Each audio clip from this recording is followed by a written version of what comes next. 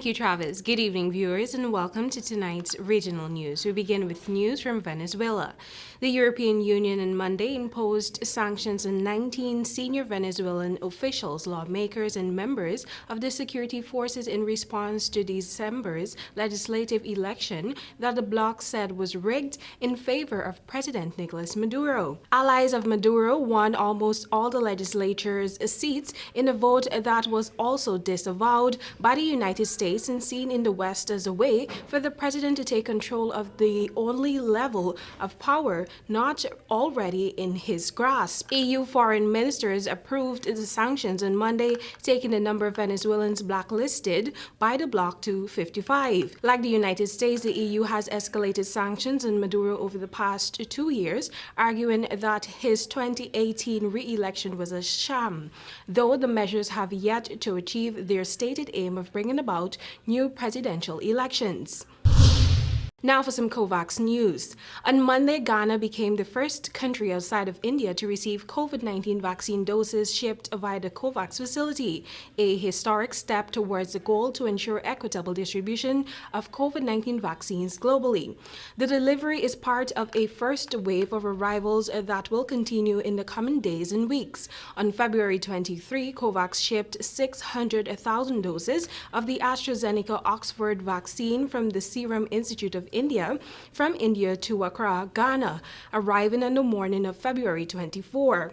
The arrival in Accra is the first batch shipped and delivered in Africa by the COVAX facility as part of the unprecedented effort to deliver at least 2 billion doses of COVID-19 vaccines by the end of 2021. COVAX is co-led by Gavi, the Vaccine Alliance, the World Health Organization, and the Coalition for Epidemic Preparedness Innovation, CEPI, working in partnership with UNICEF as well as the World Bank, civil society organizations, manufacturers, and others. We turn attention to Ecuador. Hundreds of indigenous protesters have descended on the Ecuadorian capital, Quito, demanding a recount of the February 7 presidential election after official results showed that indigenous activist Yaku Perez did not advance to the runoff vote.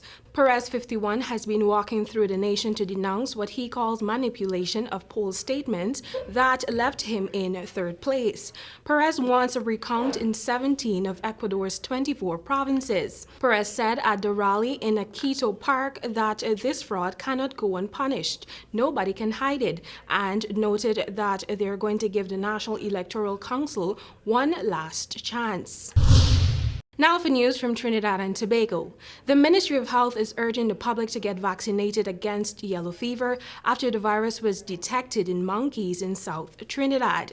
In a release on Monday, the ministry said that there has been an increase in deaths among the monkey population in this area, and the Caribbean Public Health Agency, CARPHA, has confirmed the presence of yellow fever virus in samples obtained from the bodies of dead monkeys. It added that the ministry's Veterinary Public Health Division and Insect Vector Control Division routinely monitor the monkey population.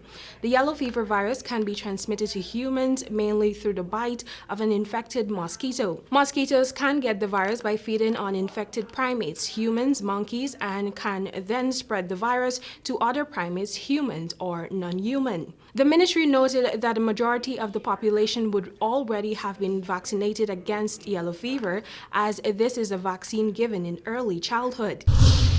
And finally, some international news. A first in-state case of a highly transmissible coronavirus variant originally traced back to Brazil has been discovered in Alaska. The case was first discovered on Tuesday in a specimen collected from a person in Anchorage who developed COVID-19 symptoms earlier this month and had no known travel history. It is the sixth case of the P1 variant to be discovered so far in the United States, making Alaska one of just 5 U.S. states with a known case of this particular variant. The virus can potentially be contracted by someone who was already infected with the original strain or who has been vaccinated. Well, that's all for tonight's regional news. Thank you for watching, and back to you, Travis.